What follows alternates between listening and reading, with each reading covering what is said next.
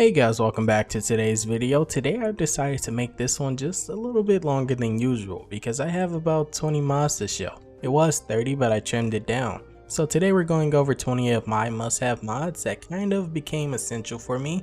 These are the mods I make sure to grab no matter how many times I nuke my mod list, which I will admit is quite often honestly, and I have no shame about it. But quick disclaimer, most of these mods you won't see me use in my showcases because they are meant for me to just have fun with on my second mod list. Not this one because this one is for showcases. But if you guys end up enjoying this video, just make sure you hit that like button down below and maybe subscribe to the channel if you're feeling generous. But let's dive right in. Oh, and also make sure you endorse mod authors. We're firstly going to start off with locational overhauls, and of course have to start with Jorrvaskr. And for me, I used Jorrvaskr Redone.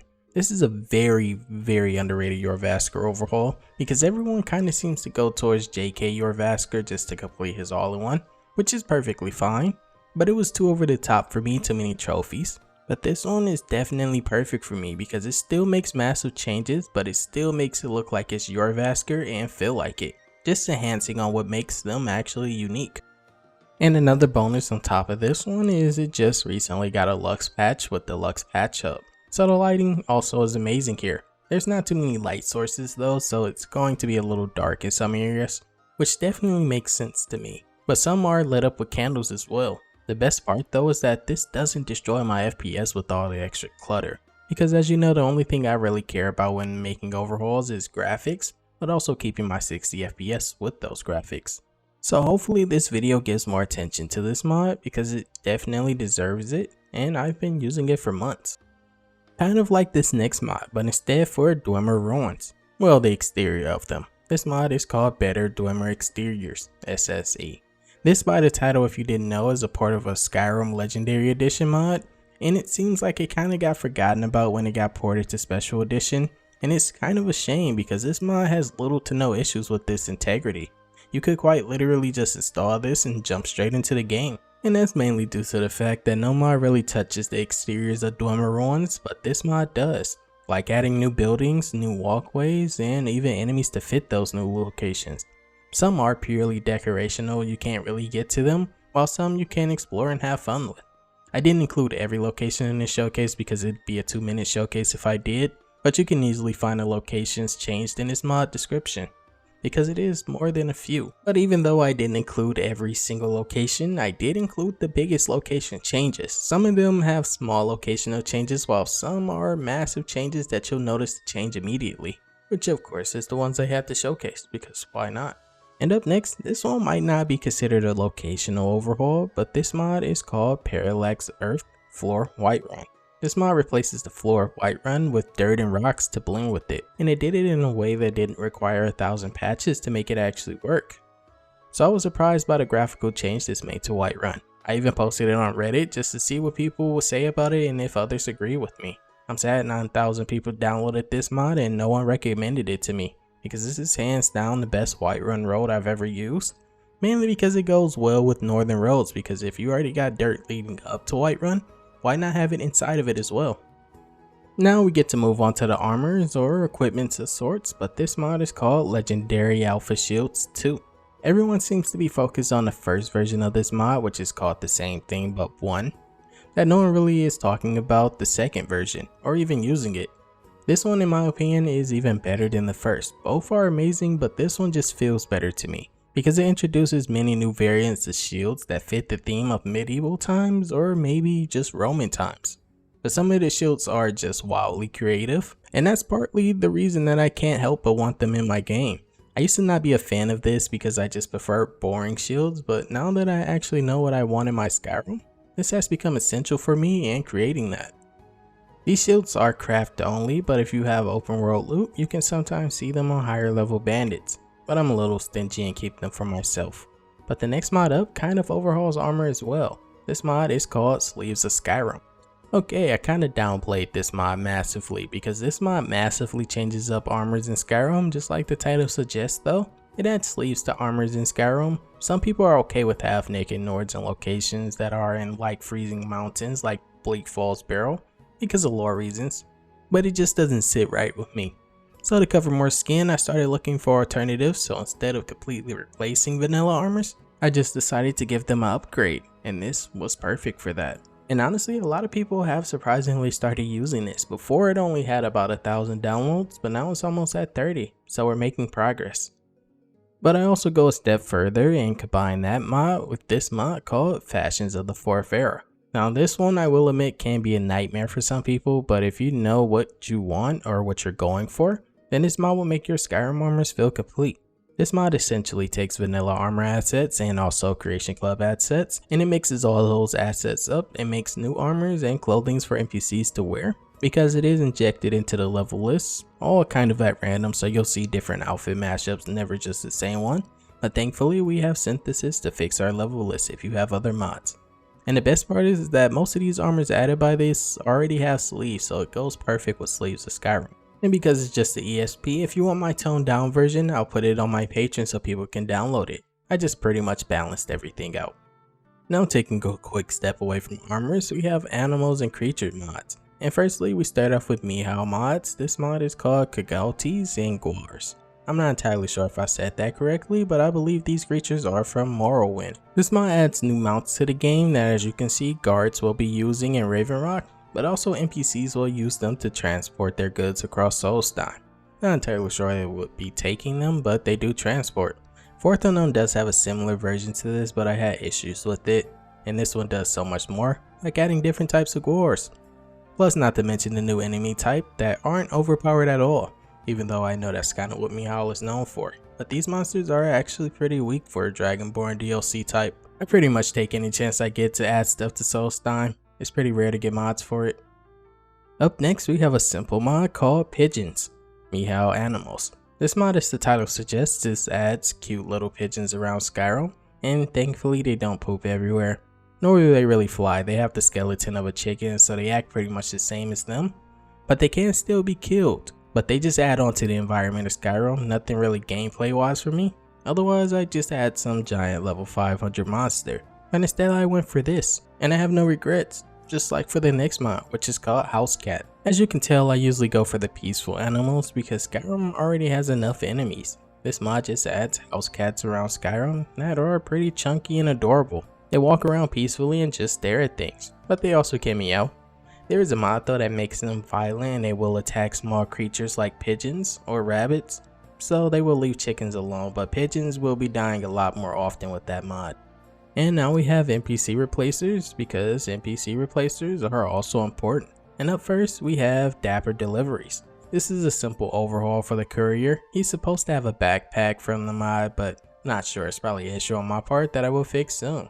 But this replacer also works with Diverse Skyrim if you use that, because they kind of all have the same packet, so just will replace all of them. But speaking of all of them, we have the mod DIbella's Blessing. This mod replaces nearly every single named female NPC in Skyrim. I say nearly because I'm not sure how many there are, but I really haven't ran into any that haven't been touched by this mod. Because this mod even overhauls the ones that you don't meet alive. Lilith mods are very controversial though, some hate them but some love them. And I am one of the ones that love them. I really do wish they continued their work so I could complete my Skyrim, but I guess they decided to quit or just take a long break. This replacer is simple to install also, and it comes with patches for things that would break it. Some people do report bugs for this, but I haven't had any. But if I do happen to run into a bug, I just use Easy NPC, then use Synthesis, which is something you have to run anyway before finishing your mod list, so it just adds up for me. But any other NPC not touched by this, I just use my Apocalypse, all vanilla NPCs.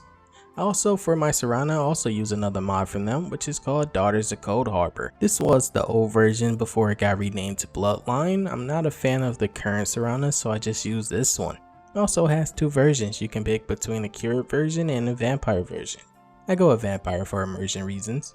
But also as a side note, Valerica was also changed with this.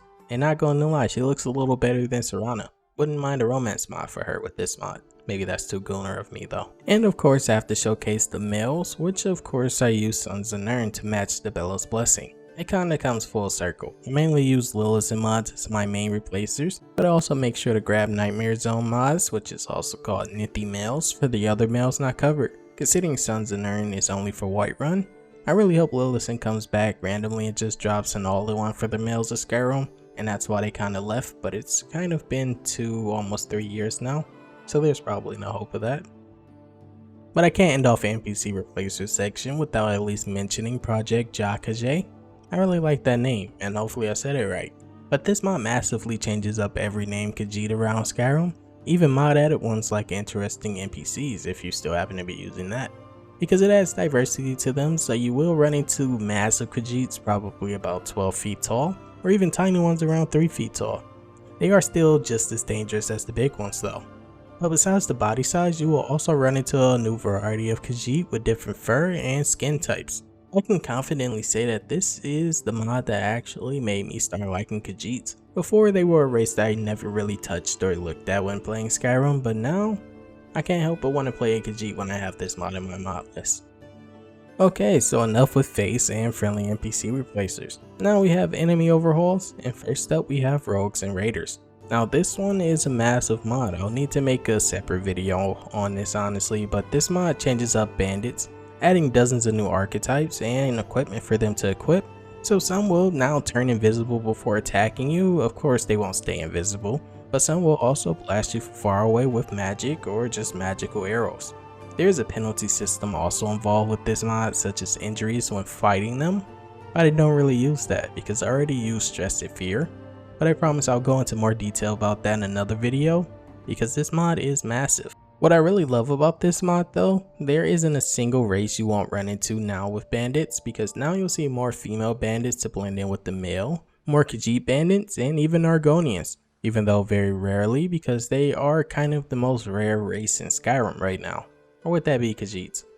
Not really sure, but there is a lot of them in here. But this has definitely become my go-to bandit overall, especially after it just got a huge update. And also by the same mod author, I have to mention possibly my favorite mod of this list, the Restless Dead.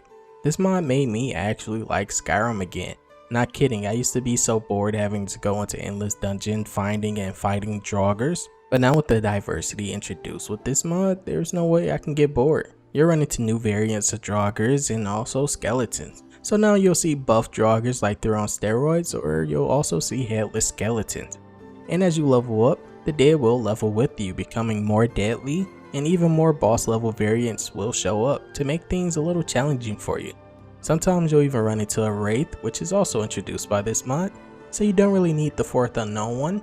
But I guess for a diversity reason you can also use that. This mod has absolutely become essential for me, and I believe for any other list in 2024, especially if you're tired of two types of Draugrs. And thankfully this can use Mandra's new Draugr textures and Fourth Unknown's new skeleton textures, because some lovely mod authors decided to make patches for it. Before I had to give up those retextures, but now they work with this and it makes this mod feel even more complete. Or maybe after a few more bug fixes. Up next, a mod that kind of grew on me and became essential from my Xbox days at least. This mod is called Better Vampire NPCs 2.0. This mod massively changes up vampires in Skyrim, not in the Dawnguard DLC, because now they will no longer be seen wearing the same outfits as those in Castle Volkihar, kind of like it was before Dawnguard DLC came out, which was before my time, but I was told that's how it was.